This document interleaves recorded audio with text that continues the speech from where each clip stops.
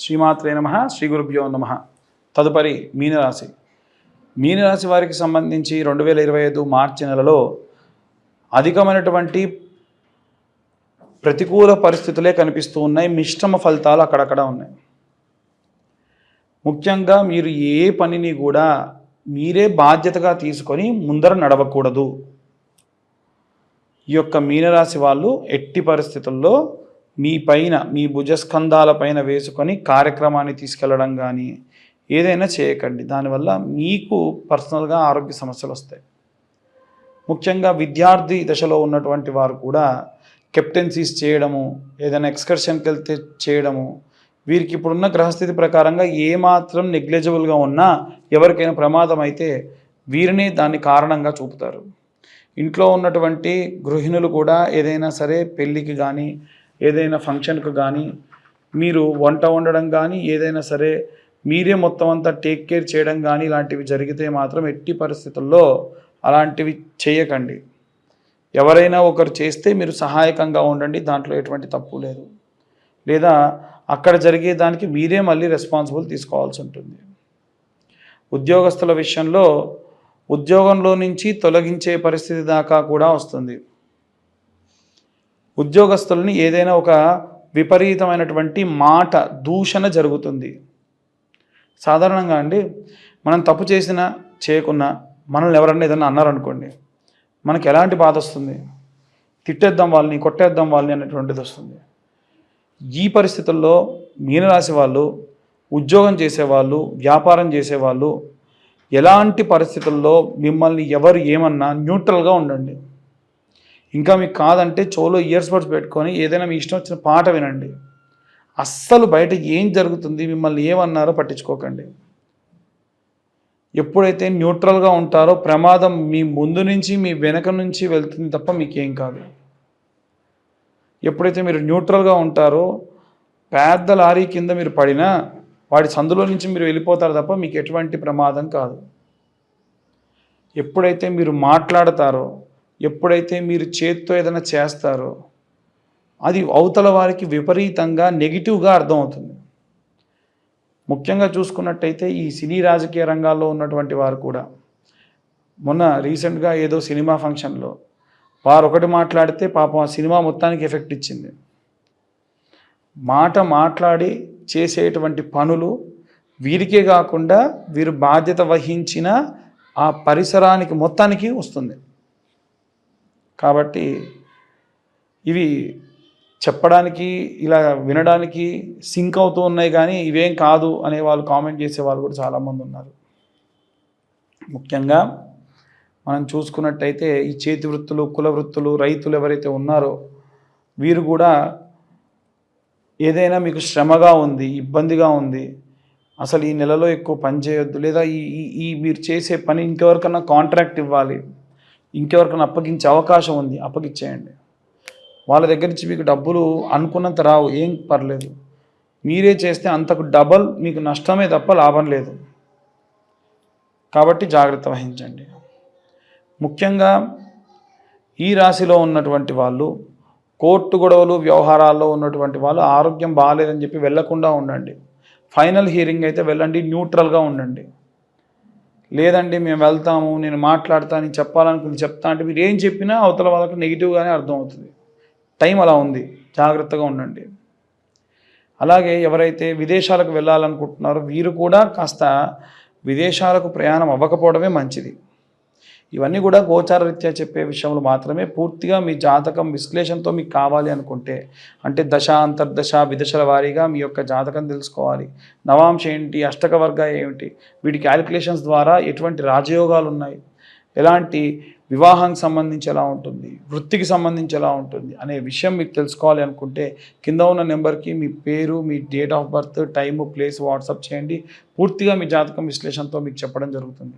ఈ 2025 సంవత్సరంలో కేవలం 2025 రూపాయలు మాత్రమే ఛార్జ్ చేయడం జరుగుతుంది. ఈ అన్ని వర్గాల వారికి సంబంధించి ఎలాంటి రెమెడీస్ తీసుకోవాలి, ఎలాంటి మంత్రపఠనం చేయాలి, ఎలాంటి దేవతార్చన చేయాలనే విషయాన్ని ఇప్పుడు మనం తెలుసుకుందాం. విద్యార్థులు, గృహిణులు, సినీ రాజకీయ రంగాల వారు, ఉద్యోగస్తులు, వ్యాపారస్తులు, వివాహం కానివారు, వివాహమై కోర్టు వ్యవహారాల్లో చిక్కుకొని ఉన్నవారు, చేతి వృత్తులు, కుల వృత్తులు చేసుకునేవారు, రైతులు, ధాన్యం పండించేవారు, పిల్లలు దగ్గర లేకుండా వృద్ధాప్యంలో ఉండేటువంటి వాళ్ళు, విదేశాలకు ప్రయాణం అయ్యేవాళ్ళు, విదేశాలకి ప్రయాణం అయ్యే విద్యార్థులు, ఉద్యోగస్తులు, వీరందరికీ సంబంధించి ఎలాంటి రెమెడీస్ తీసుకోవాలి, ఎలాంటి మంత్రపఠనం చేయాలి, ఎలాంటి దేవతార్చన చేయాలో తెలుసుకుందాం. ముఖ్యంగా విద్యార్థులు చిన్న దీప ప్రమిదలో స్వచ్ఛమైన ఆవు నెయ్యి వెలిగించి ఇంట్లో ఒక మూలన పెట్టి మీ కంటి చూపుకు దగ్గరగా ఉన్నటువంటి హైట్లో పెట్టి ఆ దీపాన్ని ఆర్పకుండా 30 సెకండ్ల పాటు చూడండి. అప్పుడు ఓంకార మంత్రం మాత్రమే చేయండి. దీనివల్ల ఐసైట్ ప్రాబ్లమ్స్ తగ్గుతాయి, ప్రశాంతంగా ఉంటారు, ఇంకా ఎన్నో రకాలైనటువంటి రుగ్మతులు పోతాయి, దృష్టి దోషములు పోతాయి, చదివింది బాగా గుర్తుంటుంది. అలాగే నీలా సరస్వతి స్తోత్రము కానీ, అలాగే అమ్మవారికి సంబంధించినంత వరకు, సరస్వతీదేవికి సంబంధించినంత వరకు స్తోత్రములు ఎన్ని ఉంటే అన్ని చదవడము, వినడము, రాయడము చేస్తే మంచిది. వాగ్దేవ్యై చ విద్మహే బ్రహ్మపత్నీ చ ధీమహి తన్నో వాణి ప్రచోదయాత్ అనే మంత్రాన్ని పిల్లలతో చదివించండి. ఓం గం గణపతయే నమః అన్న మంత్రాన్ని చదివించండి. చాలా ప్రశాంతంగా పిల్లలకు విద్య అభ్యసించేటువంటి అవకాశం ఉంటుంది. అలాగే ఎవరైతే గృహిణులు ఉంటారో వీలైనంత వరకు కూడా గృహిణులు ఇంత చిన్న గౌరమ్మను ఒక శుక్రవారం నాడు చేసుకొని ప్రతి శుక్రవారం నాడు కూడా కుంకుమార్చన చేసుకోండి. ఆ కుంకుమలో కాస్త పచ్చకర్పూరం కలిపి కుంకుమార్చన చేయండి. మన ఇంట ఉండేటువంటి కుంకుమ ఖరాబ్ అవ్వకుండా ఎంత శ్రేష్టంగా, ఎంత స్వచ్ఛంగా ఉంటుందో అంత మంచిది. మీరు బొట్టు పెట్టుకోండి. రోజు ఇంటి నుంచి బయటికి వెళ్ళేటప్పుడు మీ భర్తకు మీరే బొట్టు పెట్టి పంపించండి. దాని వలన వారు వెళ్ళినటువంటి పనులు కూడా దిగ్విజయవంతంగా పూర్తి చేసుకుంటారు. అలాగే ఎవరైతే ఉద్యోగం చేసేటువంటి వారు ఉన్నారో, ఉద్యోగస్తులు ఉన్నారో, మీ ఉద్యోగంలో ఏమైనా విపరీతమైనటువంటి ఆటంకములు ఉంటే ఇందాక కుంకుమార్చన చేసేటప్పుడు దుర్గా కవచంతో కుంకుమార్చన చేసుకోవడం మంచిది, అది చెప్పడం మరిచా. అలాగే ఉద్యోగం చేసేటువంటి వాళ్ళు కాలభైరవాష్టకాన్ని చదువుకోండి నిత్యం అసుర సంధ్యా సమయంలో. పంచాక్షరి మంత్రం ఓం నమ శివాయ అనే మంత్రాన్ని చదువుకోండి. గృహస్థాశ్రమంలో ఉన్న వాళ్ళందరూ కూడా విప్ప నూనెతోని దీపాన్ని వెలిగించుకోండి. ఏ నూనె? విప్ప నూనెతోని దీపాన్ని వెలిగించుకోండి. ఒకటి. ఇక ఒత్తి కూడా వీలైతే తామర ఒత్తులు అని దొరుకుతాయి, ఆ తామర ఒత్తుతోని దీపాన్ని వెలిగించుకోండి.